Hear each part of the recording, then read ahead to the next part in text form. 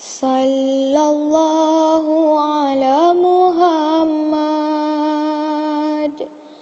Sallallahu alaihi wasallam. Bismillahirrahmanirrahim.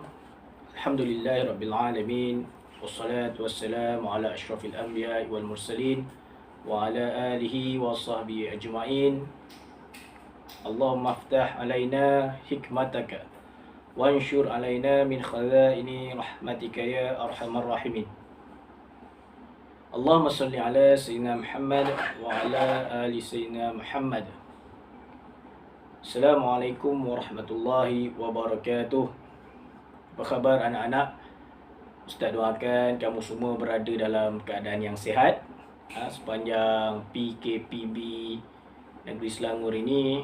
Jaga kesihatan, jangan keluar rumah tanpa sebab, cuci tangan selalu.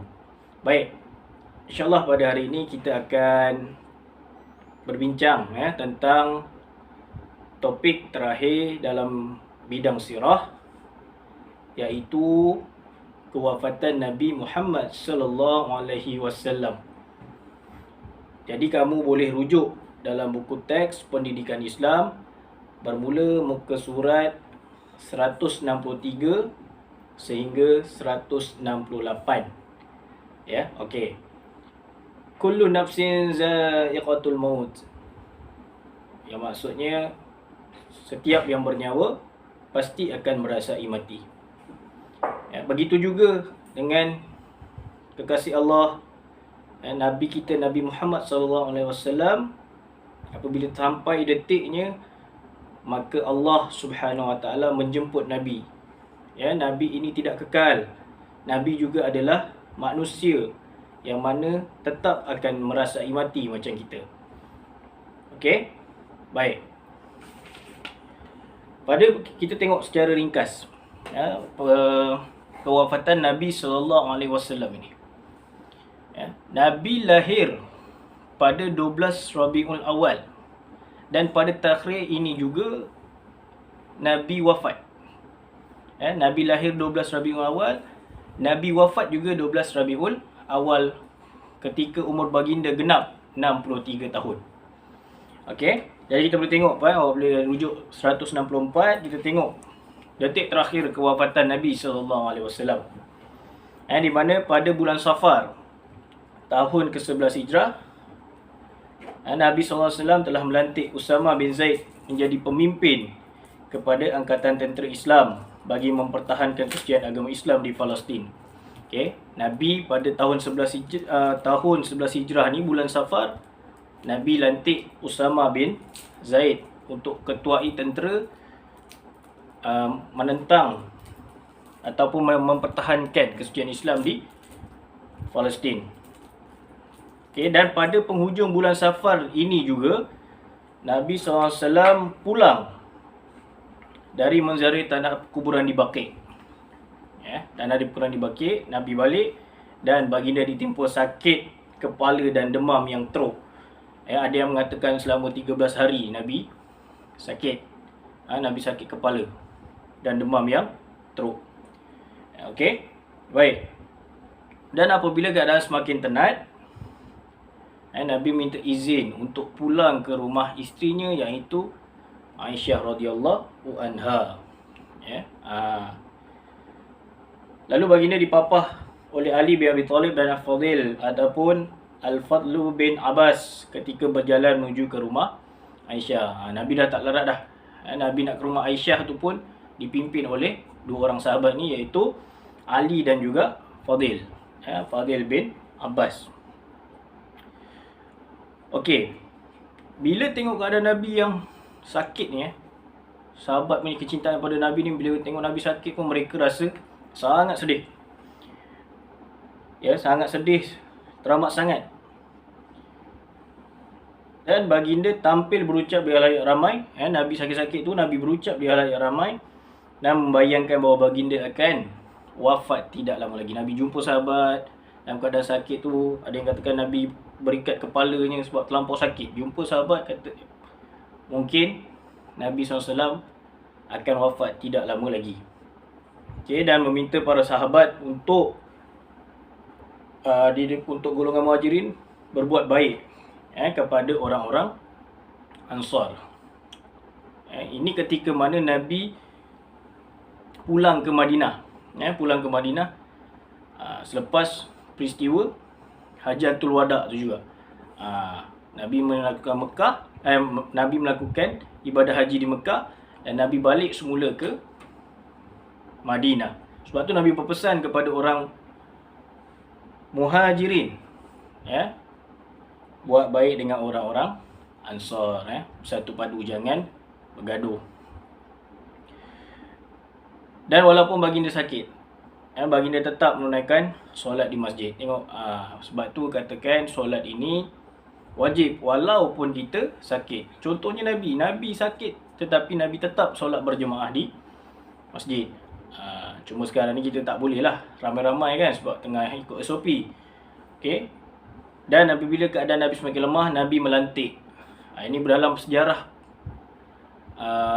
Nabi SAW melantik sahabat untuk mengimamkan solat ketika masih Nabi hidup.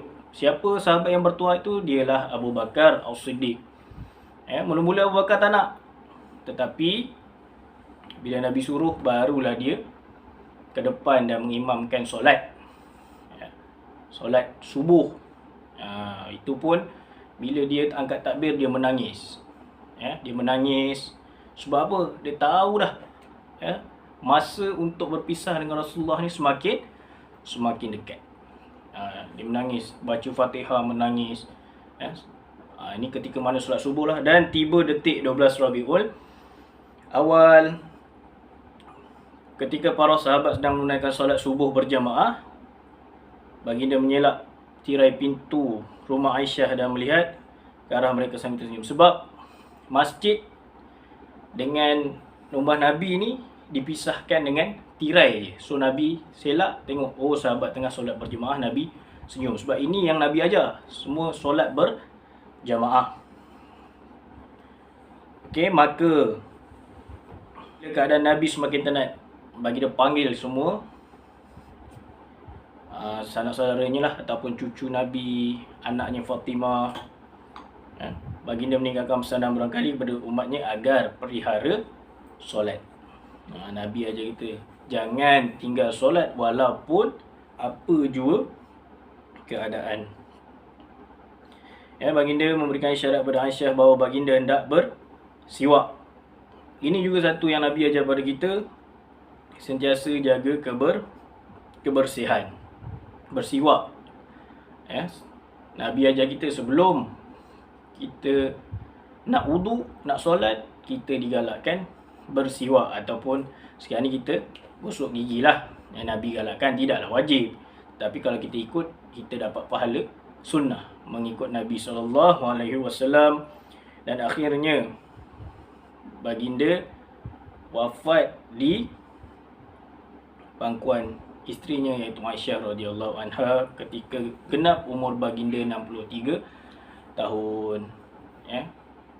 Sakitnya Nabi nak menghadapi sakaratul maut ni sampai keadaannya malaikat Jibril yang sentiasa bersama Nabi pun tak sanggup tengok. Tak sanggup tengok Nabi menghadapi sakaratul maut. Malaikat sedih. Tak nak tengok Nabi dalam keadaan kesakitan. Okey, dan para sahabat bila dapat terima je kewafatan Nabi Muhammad sallallahu alaihi wasallam, maka mereka seluruh Madinah bersedih, bahkan satu dunia bersedih bila mendapat tahu Nabi sallallahu alaihi wasallam telah pun wafat. Sehingga mana Saidina Umar ni dia tidak percaya. Tidak percaya. Dia kata Nabi ini tidak wafat. Nabi hanya bertemu Allah dan akan kembali. Maka ditenangkan oleh Saidina Abu Bakar As-Siddiq, mengatakan, sesiapa yang menyembah Muhammad, sesungguhnya Muhammad telah wafat. Dan barang siapa menyembah Allah, sesungguhnya Allah Maha hidup. Bila dengar saja Saidina Abu Bakar ni bercakap begitu, maka mereka pun dapat menerima kenyataan bahawa Nabi SAW telah pun wafat. Okey. Baik, apa kesan dia pada kita? Ataupun apa kesan peristiwa Nabi SAW, kesan peristiwa kewafatan Nabi ni? Baik, yang pertama, kita akan tengok keimanan mereka terhadap Allah yang Maha Kekal dan Nabi Muhammad SAW sebagai putra Allah semakin kukuh. Ya. Keimanan kepada Allah semakin kukuh. Baik, yang kedua, mereka terus berpegang teguh kepada Al-Quran dan As-Sunnah, sebab dalam khutbah ataupun Hajjatul Wada, peristiwa khutbah Hajjatul Wada, Nabi kata, peganglah dua benda ni nescaya kita tidak akan sesat, iaitu Al-Quran dan juga As-Sunnah, hadis Nabi SAW. Yang ketiga, bersatu hati antara umat Islam. Yang keempat, sistem syura. Sistem syura diteruskan walaupun setelah kewafatan Nabi SAW. Dan bila mana melantikan Abu Bakar As-Siddiq sebagai khalifah pertama itu juga melalui syura, melalui mesyuarat antara sahabat. Barulah dilantik Sayyidina Abu Bakar sebagai khalifah yang pertama. Jadi yang untuk terakhir, kita tengok iktibar daripada peristiwa kewafatan Nabi SAW. Meyakini Allah itu bersifat kekal. Nabi adalah manusia, Nabi wafat. Yang kekal hanyalah Allah Subhanahu wa Ta'ala. Yang kedua, Nabi sangat sayang pada umat dia dan berpesan agar memelihara solat. Ini jelas bila mana sebelum Nabi wafat tu, Nabi didatangi oleh malaikat Jibril. Mula yang datang malaikat Israel yang menyamar sebagai seorang lelaki. Maka bila Nabi tanya mana malaikat Jibril, maka malaikat Jibril turun jumpa Nabi. Apa kata Nabi? Apa yang aku akan dapat? Ditanya malaikat Jibril, apa yang aku akan dapat? Nabi jawab, malaikat Jibril jawab apa? Kami sedang menunggumu untuk masuk ke dalam syurga. Bagaimana umat aku? Nabi tanya kita ni, bagaimana umat aku? Maka Jibril jawab, umat kamu juga akan masuk ke dalam syurga. Barulah Nabi tenang. Nak cerita kan, Nabi sayang pada kita. Jadi apa tanda kita sayang pada Nabi? Selawatlah banyak-banyak. Allahumma salli ala Sayyidina Muhammad wa ala ali Sayyidina Muhammad. Ni baru lepas kita sambut Maulidul Rasul ni. Jadi selawat banyak-banyak. Jangan bermusim Maulidul Rasul kita selawat. Lepas tu kita lupa pada Nabi SAW. Okey. Baik, Ustaz rasa setakat itu untuk kelas online lah. Bukan kelas online pun. Sedikit perkongsian tentang kisah kewafatan Nabi SAW. Ustaz mohon maaf kalau ada salah dan silap. InsyaAllah kita doakan supaya wabak COVID ini berakhir dan kita dapat kembali ke sekolah untuk meneruskan sesi pembelajaran kita secara bersemuka. Okey, jaga diri. Sekali lagi, kirim salam pada mak ayah kamu semua. Assalamualaikum warahmatullahi wabarakatuh.